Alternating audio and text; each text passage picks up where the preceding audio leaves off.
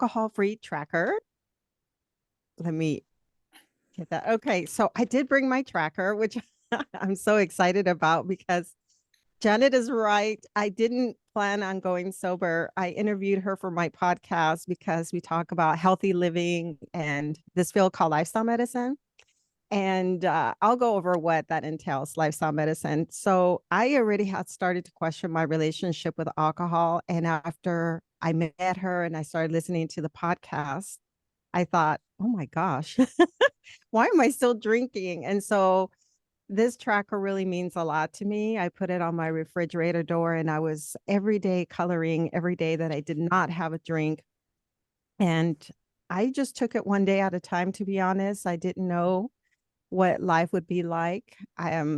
I get the whole idea of one day at a time now for sure. So I'm going to share my screen with I just have 11 slides to kind of share with you what my year has been like. So I am vegan, which is why I have this photo here. But really, I put this photo here because I was in New York covering a summit that took place there, and I was one of the interviewers. And I just remember feeling so good that day. And I just wanted to share that photo. That was recently in May. And so I was there. This is another event called Earth X. It's a big expo that happens here in Dallas. And I was also invited to interview some of the attendees. And yeah, I feel like being sober has really opened up a lot of doors for me. And I feel very blessed as a result. And so I did write down some notes so that I could stay with my time here. Um, so basically, as Janet said, Maya Acosta, I'm in Dallas, Texas, and I'm celebrating my 1 year sober, how do you say that? Soberversary. Soberversity. There you go. So I'm excited to share that with you. I am a health and wellness educated, basically married to a vascular surgeon in this area that sees a lot of advanced disease. And so I became very involved in working with the community and then on my podcast to educate people about lifestyle medicine. And so basically, I'll share a little bit about why I made my decision. So this was in 2019, this photo, myself, my husband, and his two girls. We've been together over 10 years now. And I would say that most of my heavy drinking happened before I met him. And once he was in my life and the girls were in my life, that really stabilized me. And I'm going somewhere with this, but I never realized how much loneliness played a role in my drinking. And so this was 2019. I thought I had my drinking under control. I wanted to be a good example for the girls. So I never really drank too heavily. I behaved well, which is something my husband appreciated about me is that my drinking never got out of control. And then the girls moved out, and then this happened. And it just felt like so much was happening at the same time. And I found myself kind of trying to adjust to all these changes. I think many of us were impacted. The girls were gone. I disconnected from the community that I had been building in the health and wellness field. I don't live near my family. I've been away for many, many years. And suddenly I found myself sort of binge watching movies, spending more time with my husband than I had expected. And while I was already podcasting through Zoom, it just became like I was already on Zoom doing these interviews and all of that, but it became overwhelming for me to be so involved in just staying at home. Whereas I'm an introvert, but it was too much, like I think many of us. So I want to talk to you briefly just about what lifestyle medicine is, because you'll see that I don't know why I didn't stop drinking sooner.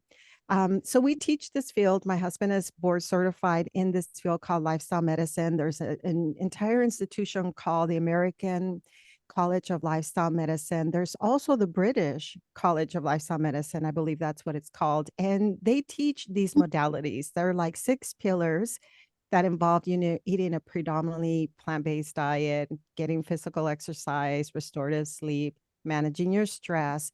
And then that little part right there, avoiding risky substances, seems to get skipped a lot in all our teachings. And then, of course, positive social connection. And all of this is evidence based. It has been shown to really help in the treatment, prevention, and sometimes in the reversal of chronic disease. And so I remember when I learned all this, like I said, I was helping my husband when he was preparing for his board exam. So I got all the materials for the lay people like myself. And I started kind of reading. I really wanted to understand all this so I could teach it. And again, there you see substance use, a well-documented dangers of any addictive substance use can increase risk of many cancers and heart disease. And so I was learning this and questioning it. I would go to the literature provided by the college and just never really saw um, it being discouraged overall. It was more that area of moderation. You know, there's that group of people that can't handle alcohol, but the rest of us are good. And so I began to question whether drinking was a safe thing to do anymore. And then this is the year that I decided to go sober. This was July of last year. As a matter of fact, this was earlier in the year. You can see my face. I was already bloated, retaining water. This is me actually after I did an interview for my podcast. And I remember feeling like I was drinking more than I should in the evening, dragging in the morning, feeling tired, couldn't remember what I was supposed to be asking my guest, and just feeling overwhelmed by, you know, just being isolated and away from people. We still couldn't get our community to come back in person in early 2022. And then I don't have the picture, but July 3rd, during the day before Independence Day, a friend of ours had a kind of 4th of July, but it was 3rd of July party. And that was the last time I had a drink. We went over to her lake house, came back, and I remember that evening I said to my husband, like, should I go get a bottle of wine? Because I tried not to keep alcohol in the house because I knew that if I had it, I would drink it. And he said, why don't we just drink on the weekends? And he was never a drinker. I actually brought the alcohol into the house. And so, anyway, I decided to hold off. And by the end of the week, I heard about this breath work guru guy that was coming to Dallas. I went over there and it was like, it's almost like Wim Hof, but long story, intense breathing exercise that I did that week or that particular evening. And I felt like I was transformed after that. Um, so fast forward now, I got really involved in listening to Janet's podcast and understanding, you know, I signed up for the WhatsApp through Tribe Sober. And then all the books that were recommended and more. These are some of the books that I've read. You know, We Are the Luckiest, Quit Like a Woman, Drinking. This one was really profound for me. I listened to the audiobook and This Naked Mind, and I began to understand, like I began to see a different perspective about alcohol, that it's a poison, that it's been heavily marketed towards women, and all these ideas that I remember when I was younger, I would drink a lot. And I remember I was lonely and I would try not to feel my anger and I didn't want to feel fear or sadness. So I would drink. And I began to understand how, why I picked up drinking as a way to cope. And so um, throughout the year, I have had challenges. I really, now that I reflect on it, the first 6 months were probably the hardest because, um, you're looking at life with a different lens now. I went 1 month after going sober. I went to Cancun on vacation, and there was no drinking on the plane, no drinking during the vacation, and so all of these things were really like, wow, I suddenly became sort of like an observer. I'm now watching the world happening with a different lens. And so, I met with this wonderful group of people. My husband had a reunion with his former college roommates. And I said to them, not only do I not eat certain foods, but I also do not drink. And so I felt like I stood out, and nobody really wants to stand out. And I was fortunate enough that I met this lady here who said, Maya, I have this strong reaction to alcohol. I actually can pass out if I drink. I learned this in college, and I wouldn't mind having some of your non alcoholic wine. And so we purchased a couple of bottles at a local grocery store. Very fortunate to have found that in Charleston, South Carolina, because we all rented a house. And that was the beginning of me saying, I'm going to be okay with people judging and talking and wondering why I'm not drinking. But I made it happen. And so I'm just kind of going over my story a little faster. But so here I am in hiking about 6 hours north of where I live in Dallas. This is something I never thought I'd do. We had just started as 6 hours. It turned into a 7 hour hike.